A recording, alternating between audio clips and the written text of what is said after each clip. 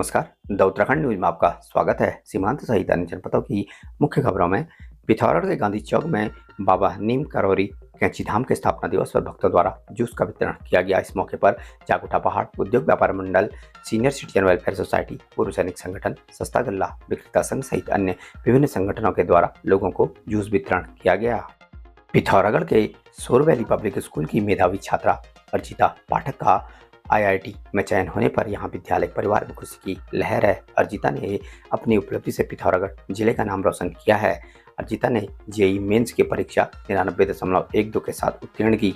JEE advance उत्तीर्ण कर उन्होंने IIT में अपना स्थान सुरक्षित कर लिया। अर्जिता के पिता गिरीश चंद पाठक नगर पालिका चौक में जनसेवा केंद्र संचालित करते हैं और माता शोभा पाठक गृहिणी हैं।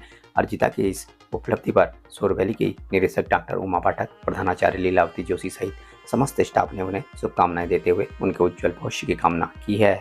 आदि कैलाश यात्रा के 11वें दल के यात्रियों ने नाभिढांग में ओम पर्वत के दर्शन किए। यात्रियों ने 13,500 फीट की ऊंचाई पर स्थित नाभिढांग में भोजपत्र के पौधे रोपित किए। यात्रियों को पर्यटक आवास गृह पिथौरागढ़ में कुमाऊं मंडल विकास निगम के प्रबंधक दिनेश गुर्रानी ने उच्च हिमालय क्षेत्र में पौधरोपण के लिए पौधे दिए थे और यात्रियों को उच्च हिमालय क्षेत्र में कूड़ा एकत्रित कर लाने की भी शपथ ग्रहण कराई।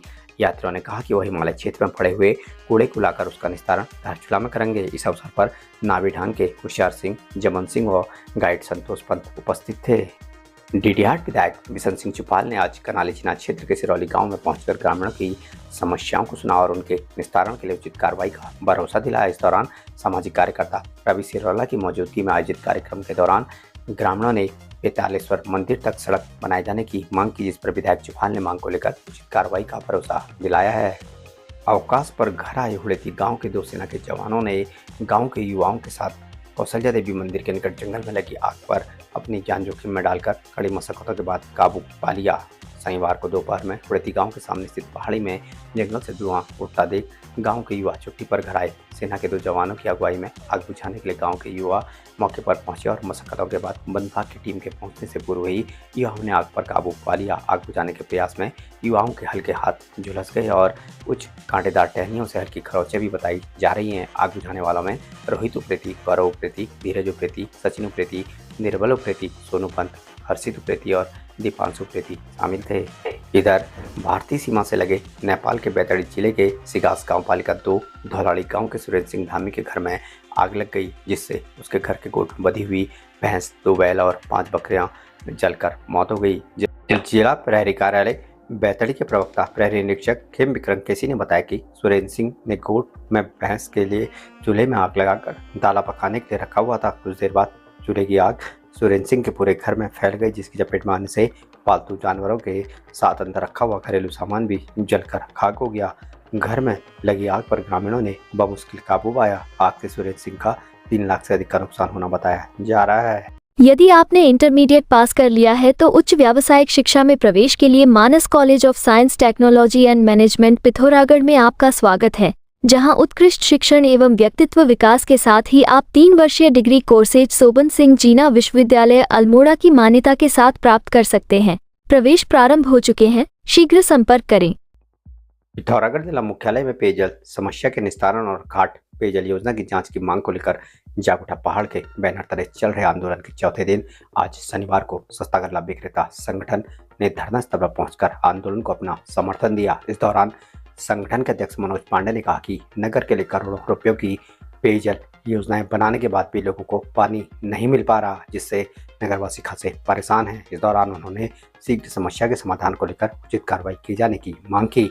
आंदोलन की अगुवाई कर रहे संगठन संयोजक गोपू मेहर ने मांग पूरी न होने तक आंदोलन जारी रखने की बात कही है। साथ ही उन्होंने कल यानी रविवार को स्थल पर विभिन्न सामाजिक संगठनों के साथ बैठक का आयोजन कर अग्रिम रणनीति तय करने की बात कही है। इधर राजकीय उच्चतर माध्यमिक विद्यालय बेड़ में बीते दिनों से पानी आपूर्ति ठप होने से मिड डे मील सहित अन्य व्यवस्थाएं प्रभावित हो रही हैं। शिक्षक, अभिभावक संघ और स्कूल प्रबंधन समिति की बैठक में पेयजल समस्या को लेकर चर्चा के बाद महिलाओं ने स्कूल प्रबंधन समिति के अध्यक्ष ममता देवी के नेतृत्व में प्रदर्शन करते हुए पेयजल आपूर्ति किए जाने की मांग की। पहाड़ के संयोजक बड़े भाई गोपू मेहर जी के द्वारा विगत 4 दिन से यहाँ पर जो एक जन आंदोलन किया जा रहा है, जिसकी पिथौरागढ़ शहर के अंतर्गत जो पानी की विकट समस्याएं यहाँ पर हो रही है, वो जल संस्थान के खिलाफ यहाँ पर जो आंदोलन चलाया है, उसी को समर्थन देने के लिए आज हमारा सूरघाटी सस्ता गल्ला विक्रेता संगठन यहाँ पर आया हुआ है और अति शीघ्र जल संस्थान के द्वारा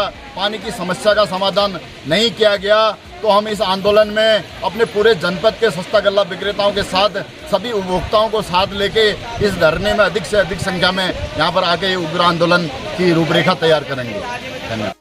पिथौरागढ़ के धारचूला में अज्ञात कारणों के चलते एक दोस्त ने अपने दोस्त की गले पर चाकू मारकर हत्या कर दी और उसके बाद भारत नेपाल सीमा पर बहने वाली काली नदी में छलांग लगा दी। हमले में घायल को अस्पताल पहुंचाया गया, जहां परीक्षण के बाद चिकित्सकों ने उसे मृत घोषित कर दिया। घटना की सूचना मिलते ही धारचूला कोतवाली पुलिस टीम मौके पर पहुंची और हत्या आरोपी की खोज में जुट गई। हत्या के बाद से क्षेत्र में दहशत व्याप्त है। मिली जानकारी के अनुसार धारचूला तहसील के 14 घाटी निवासी अनुज पुत्र कुंदन से साल देहरादून में काम करता था। वो अभी से 3 दिन पूर्व घर आया था। धारचूला नगर के गरब्याल खेड़ा में अपनी बुआ के घर पर रह रहा था। शनिवार सुबह विधि विवादित हत्या आरोपी अनुज के घर आया और आते ही तेज धार वाले चाकू से घर पर अकेले अनुज के गले में वार कर दिया। चिल्लाने पर आसपास के लोग मौके पर पहुंचे और घायल अनुज अस्पताल को CSC पहुंचाया गया, जहां चिकित्सकों ने परीक्षण के बाद उसे मृत घोषित कर दिया।